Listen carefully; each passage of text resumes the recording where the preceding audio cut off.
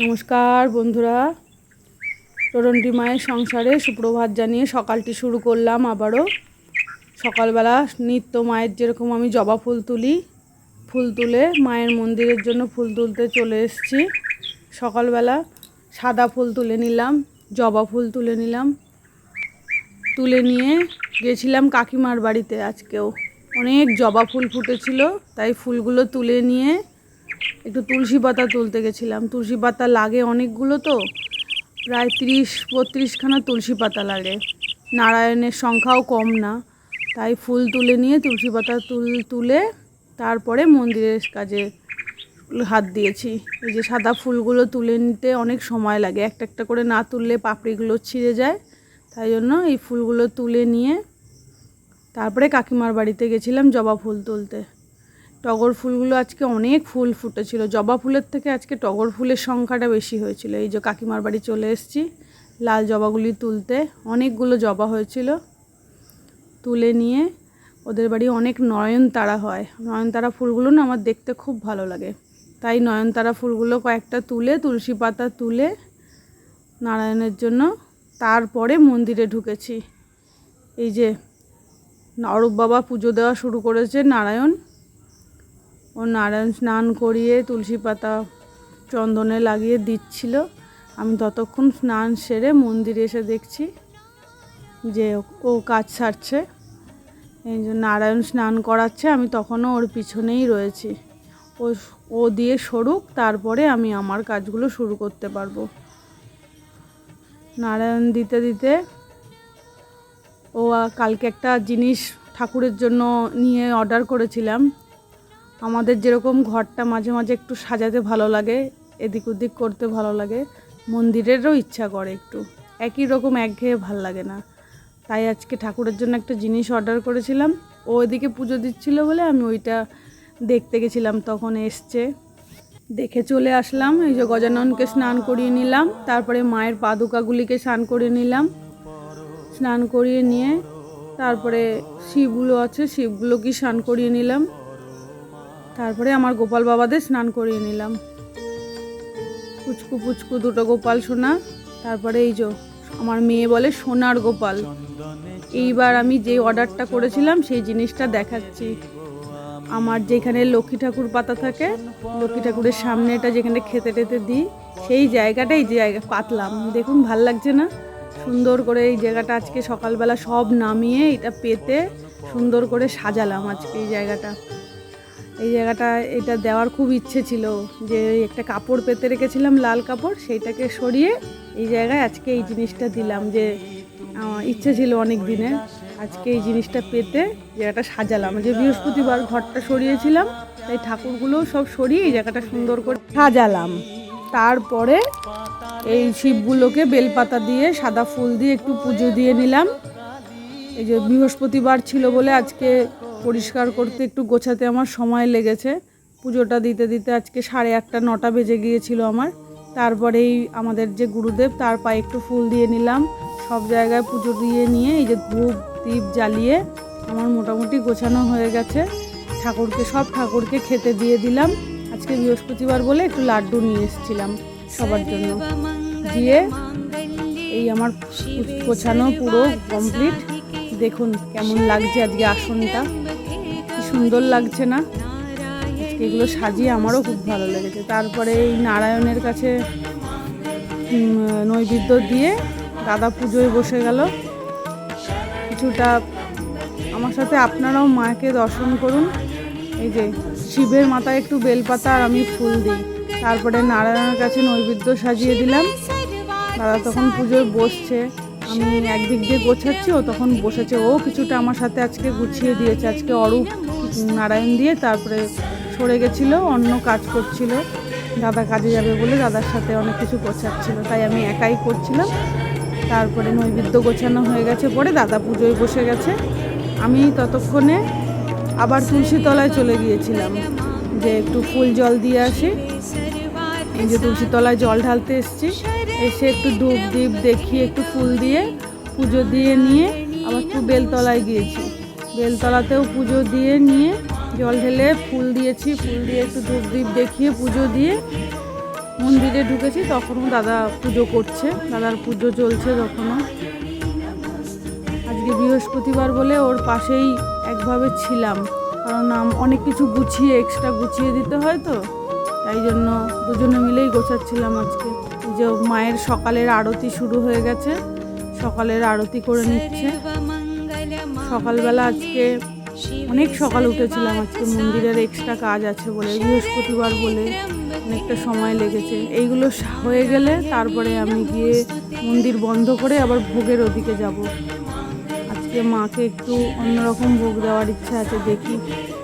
এই আমার পুরো পুজো দেওয়া সম্পূর্ণ হলো, আমি সব মন্দিরে দেখিয়ে দিলাম। দেখুন সব পুজো দেওয়া সম্পূর্ণ। মায়ের ভোগের জন্য পাশের বাড়ির এক কাকিমা পুঁই শাক দিয়ে গেছিলো যে তার গাছের জিনিস করে দিতে, তাই 5 রকম ভাজা কুটেছিলাম, পটল ভাজা, আলু ভাজা, বেগুন ভাজা, কুমড়ো ভাজা, হ্যাঁ। তো আর ওই পুঁই শাকের তরকারি করে দিয়েছিলাম এই যে। আর পুঁই পাতার বড়া করে দিতে বলেছিল, যে বড় বড় পাতা কেটে দিয়ে গেলাম, একটু মাকে পুঁই পাতার বড়া করে দিও। তাই খিচুড়ি করে হয়ে গেছে। এই পুঁই শাকটা বসিয়েছি, পুঁই শাকটা একটু আলু ভেজে নুন হলুদ দিয়ে যে সবজিগুলো দিয়ে দিলাম। মায়ের এই তরকারিটা হয়ে গেলে তারপরে পুঁই পাতার বড়াটা ভেজেছিলাম। এই যে পুঁই শাকের তরকারি আমার হচ্ছে, খিচুড়ি হয়ে গেছে। তারপরে এই পুঁই পাতার বড়াগুলো গরম গরম ভেজে নিয়ে গেছি মায়ের ওখানে। এই যে সব হয়ে গেছে আমার করা। এই যে ভোগের থালাটা আমি গুছিয়ে নিচ্ছি, পুঁই পাতার বড়া ভাজাগুলো গুছিয়ে দিচ্ছি, বেগুন ভাজা, পটল ভাজা, আলু ভাজা, তারপরে কুমড়ো ভেজেছিলাম, সব ভাজা দিয়েছিলাম। আর পুঁই শাকের তরকারিটা ওনারা দিয়ে বারবার বলে গেছিলো যে দিয়ে মাকে একটু তরকারি করে দিতে, তাই এই পুঁই শাকের তরকারিটি করেছিলাম। এই যে বাটিতে দিয়ে দিচ্ছি। তারপরে পাঁপড় ভেজেছিলাম, ওপরে পাঁপড়ও দিয়েছিলাম একটা করে, পাঁপড় দিয়ে তারপরে মন্দিরে নিয়ে চলে গেছি। আজকে মন্দিরে নিয়ে গিয়ে আমার মেয়ে গোছাবে বায়না, আমি আজকে মাকে খেতে দেবো। এই যে উনি আজকে বসে পড়েছেন, ঠাকুরের গ্লাসে জল দিচ্ছেন। আমি যেরম দিই প্রত্যেক দিন দেখে। আজকে তার পরীক্ষা থেকে বাড়ি এসে গেছিলো 11টার সময়।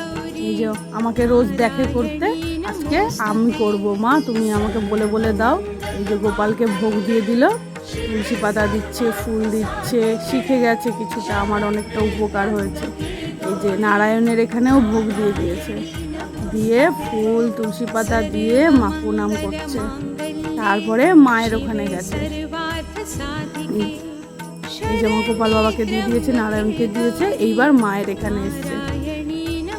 কিভাবে দিই রোজ দেখে, তাই জন্য আজকে আমি দেবো। এই যে মাকে ভোগ দেওয়া হয়ে গেছে দুপুরে। আর আজকে বৃহস্পতিবার ছিল বলে আমার দিদি শাশুড়ি বলতো যে লক্ষ্মীবারে নাকি মা লক্ষ্মী ঠাকুরকে একটু খিচুড়ি করে দিতে হয় চালে ডালে, তাই আমারও মন চাইলো আজকে একটু দিই। নতুন শাক বাজানো শিখেছে তো, তাই একটু শাক বাজিয়ে ধূপ দ্বীপ জ্বালিয়ে আজকে তিনি পুজো দিলেন আমার সাথে। মা আমিও দেব, শিখুক একটু। এই যে লক্ষ্মী ঠাকুরকে দিয়েছি, আমার গোপালকে দিয়েছি, মাকেও দিয়ে দিয়েছি, নারায়ণকেও দিয়ে দিয়েছি। দুপুরের ভোগ দেওয়া সম্পূর্ণ হলো। আর এবার সন্ধ্যাবেলায় আমার শুরু। সন্ধ্যাবেলা ধুনুচি সাজিয়ে নিয়েছি। এখানে ঠাকুরকে আজকে একটু চিড়ে, আম, একটু লাড্ডু, কলা এগুলো দিয়ে সন্ধ্যাবেলা বৃহস্পতিবার ছিল বলে মা লক্ষ্মীর কাছে দিয়েছি, আর গোপালের কাছে, নারায়ণের কাছে, আর মায়ের কাছে ধূপ দ্বীপ জ্বালিয়ে এই যে আমি চলে আসলাম সন্ধ্যাবেলা তুলসী তলায় একটু ফুল দিয়ে আর ধূপ জ্বালিয়ে। এই যে আমার বেলতলাতেও একটু পুজো দিয়ে নিয়ে তারপরে ঢুকেছি। আজকে জোড়া ঢাক বাজাবে আমার ছেলে আর তথাগত দুজনে, কারণ আমাদের আজকে একটা আনন্দের দিনই ছিল, যে ফলোয়ার্স নাকি 1000 কী বলে 1K হয়েছে, তাই জন্য আজকে 2টো কাসর, 2টো ঘন্টা এগুলো বাজাবে। তো 2 ছেলের ইচ্ছে ছিল, তাই আজকে মনের আনন্দে ওরা দুজন ঢাক বাজাচ্ছে। দেখুন আপনারা, আরতিটা উপভোগ করুন আমার সাথে আপনারাও। মায়ের আরতি শুরু হয়ে গেছে। ফুলের থালাটিও আমি সাজিয়ে নিয়েছি, বরণ জ্বালার মতন, এটা দিয়ে বরণ করে মাকে। এই আমাদের আরতি এখানে শুরু হলো, ঘন্টা বাজছে, ঢাক বাজছে। আপনারাও এবার আরতি উপভোগ করুন আমার সাথে।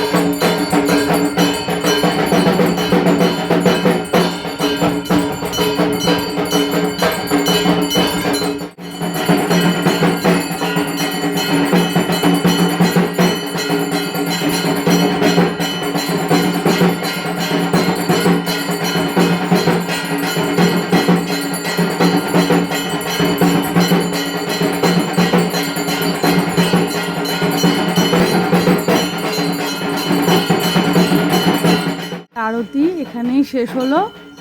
ঠাকুরের কাছে প্রণাম জানাই, আমারও মনোবাঞ্ছা পূরণ করুক।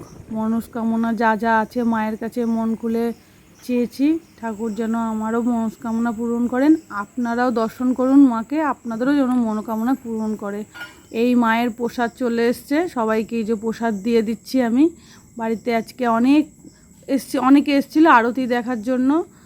মায়ের কাছে আজকে প্রসাদ পাওয়ার ছিল, তাদেরও অনেক লোক এসেছিলো আজকে, তাদের সব প্রসাদ দিয়ে দিলাম। ভালো লেগে থাকলে একটি লাইক, একটি কমেন্ট করে দেবেন। আর সবাই সুস্থ থাকবেন, ভালো থাকবেন। শুভরাত্রি বন্ধুরা।